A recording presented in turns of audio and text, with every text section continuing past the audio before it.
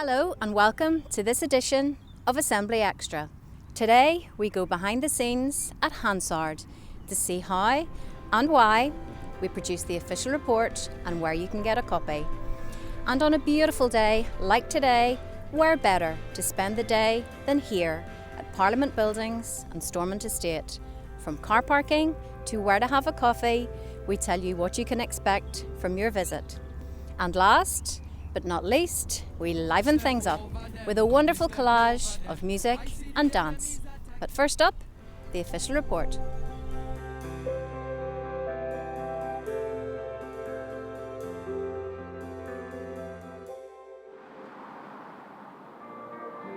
Assembly debates are about important issues which affect us all. Debates can be long, detailed and complex, so an accurate record of who said what and when is vital. This information is recorded in a document called the Official Report, which is also known as Hansard, named after the first printer of the report.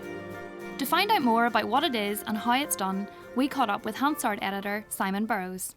Hansard is the only full and complete record of the proceedings of the Northern Ireland Assembly. We report everything that is said by everybody. We would remove repetition and redundancies. We ensure that the reader will be able to understand what the member was saying and what the House understood the member to say. In the last mandate alone, Hansard transcribed more than 6 million words, which is the same as producing a novel each time the Assembly meets. But why is it produced and who uses it? Hansard report allows the public to hold its MLAs to account, it allows the MLAs to hold the government to account, and it allows the committees in the Assembly to hold the government departments, quangos, whatever, to account. It's essential for citizens to be able to know exactly what their representatives have said, why they have made their decisions, how they have made their decisions. So how is the official report produced? We follow the production process that takes us from the Assembly chamber to the Assembly website. During the course of a normal day, we split what might be anything between 4 and even 10 or 12 hours business in the Assembly. We split that into 5-minute sections of sound. For each of those 5-minute sections, a Hansard reporter sits in the chamber and makes a log of what is being said. The log identifies members who speak and contains brief details of what they say. The reporter then goes back to their desk and, using their log and a digital recording, produces an edited transcript of proceedings. This is then sent to an assistant editor for checking, and this whole process continues throughout the day until the end of Assembly business. During the day, all the transcripts are assembled and a first edition of the report is uploaded to the Assembly website, which is then replaced by a revised edition the following day. At the end of the day, we pull together all the 5-minute segments of the report into one overall document. The complete report gets a final check and is then sent to be printed overnight. Hard copies are delivered to Parliament Buildings and then distributed to all MLAs by 8:30 a.m. the next morning.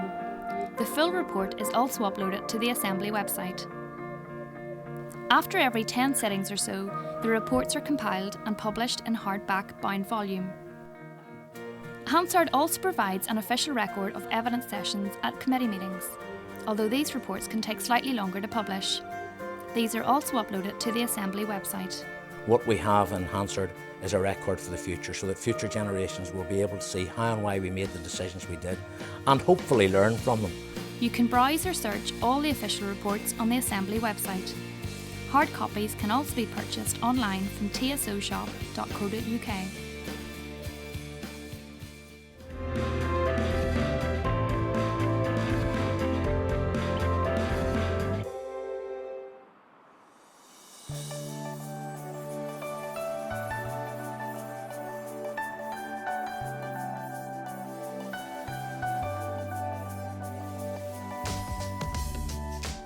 Parliament Buildings is known to many as the home of the Northern Ireland Assembly. But it is also a public building, open to visitors Monday to Friday, 10 a.m. to 4 p.m, except public and bank holidays.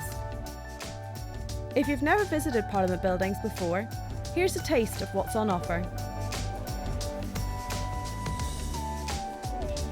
Hi, welcome to Parliament Buildings. There's quite a bit to see and do here as a visitor, but if you follow me, I'll show you what you can expect to see. First things first, how to get here and where to park. You can come into the Stormont Estate through either Prince of Wales are Massey Avenue gates. There is a visitors car park to the side of the building. It does get very busy, especially on Mondays and Tuesdays. If it's full, you can park on the roads that run up to the building, and if you're coming on the bus, jump off at the stop just after Carson's statue.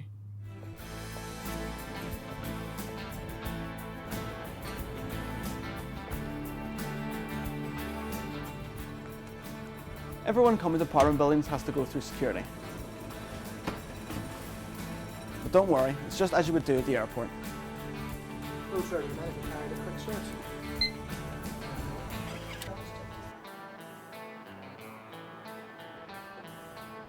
The best way to make the most of your visit is to join one of our tours. There's no need to book. We run them at 10 a.m. and 3 p.m. Monday to Friday, and during the summer we run them every hour.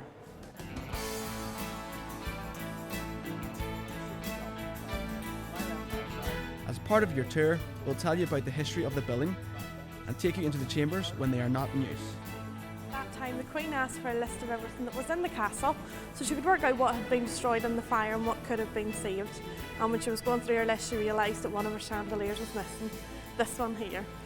Now, as you can see, it's one of her main features here, and I remember she didn't want to give it away too easily. So a lot of letter writing went on between ourselves and the Queen, and she decided that we could keep the chandelier. Now, this chandelier here weighs over 1/3 of a tonne. It is cast iron and gilded in 24 karat gold. It's kind of on permanent loan. Hopefully we'll get to keep it for as long as possible.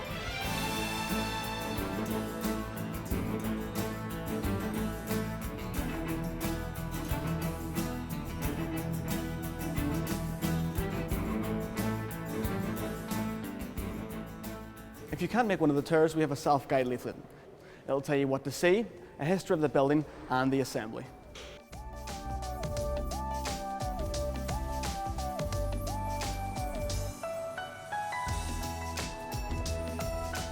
When you finish your visit, there's no need to rush off.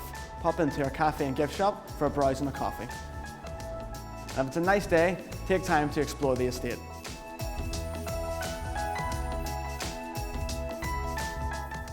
Parliament Buildings sits in the Stormont Estate, a beautiful public park. There's lots to see and do, including sculptures, woodland walks, an outdoor exercise area, and a children's play area. So if the weather is nice, bring a picnic and make a day of your visit to Parliament Buildings.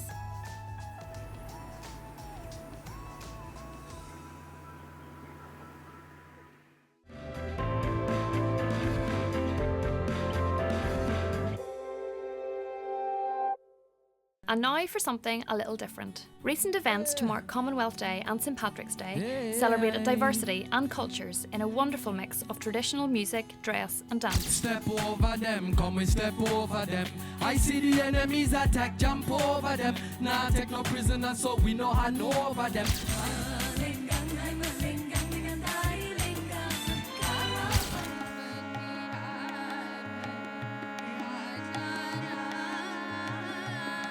Fires ignited and silently burning across the divide, beyond the peace line. Ackee and saltfish is so nice, and the rum you enjoy any time of year. Think about what you're trying to do to me. You better think.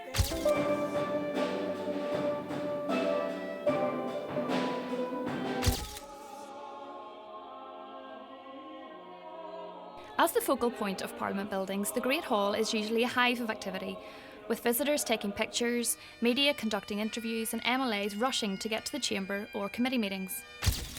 But for these two special events, it was packed with spectators and performers from all across the globe in a sea of colour, sound and drama.